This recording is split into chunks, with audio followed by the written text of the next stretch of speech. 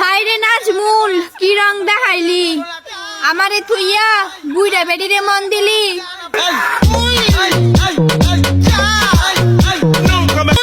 ওরে রাজু, কি রং দেখাইলি আমারে থুইয়া বুইড়া বেডিরে মন দিলি।